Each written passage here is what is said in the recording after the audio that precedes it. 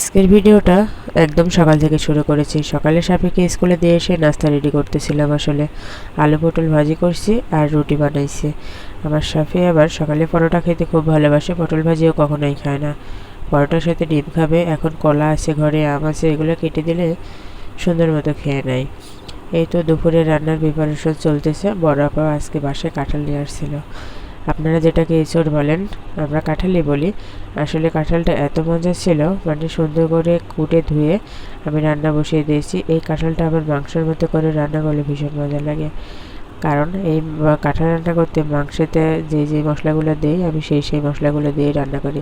খেতে দুর্দান্ত লাগে। আর তো পাশের চুলাতে আবার ছোটো মাছ হচ্ছে।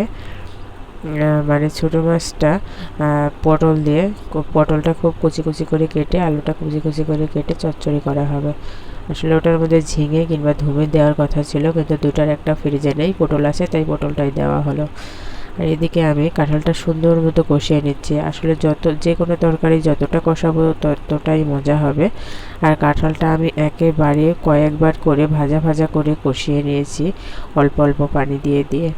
একদম সুন্দর মতো যখন কষানো হয়ে যাবে তখন সামান্য একটু পানি দিয়ে দেবো, কারণ এমনিতেই নরম হয়ে গেছে কষাতে কষাতে। বেশি একটা পানি দিব না। আমার আবার খুব শুকনো চাইতে একটু মাখা মাখা হলেই ভালো হয়। মাখা মাখা করার জন্য তো আমাকে একটু পানি অ্যাড করতেই হবে, এই জন্যই করবো আর কি। আর এদিকে ছোটো মাছের মানে চচ্চড়িটা লাস্টের দিকে হয়ে গেছে। এই চুলাটা হতে মানে দুইটা চুলাই রান্না হতে এত দেরি করতেছে। ঝুম বৃষ্টি হচ্ছে বাইরে, সাথে বাতাস, প্রচণ্ড বাতাস। জানালা তো খুলতে পারছিই না, তারপরে বাতাসে চুলায় জ্বলতে চাচ্ছে না, এমন অবস্থা। রান্না করতে যদি 1 ঘন্টা লাগে, আজকে 2 ঘন্টা লেগে যাবে, এমন পরিস্থিতি। মানে কোনোভাবেই থামছে না, জানালা আটকায় দেওয়ার পরও। মানে পাল্লার নিচের 2টা আটকে দিয়েছি, উপরের যে বাতাস আসছে সেই বাতাসে চুলায় ডিস্টার্ব করতেছে। এদিকে বড় আপুরা বাজারে গিয়েছিল, গিয়ে অনেকগুলা কাঁচামরিচ নিয়ে আসছে, লাল শাক, আরও অনেক অনেক সবজি নিয়ে এসছে।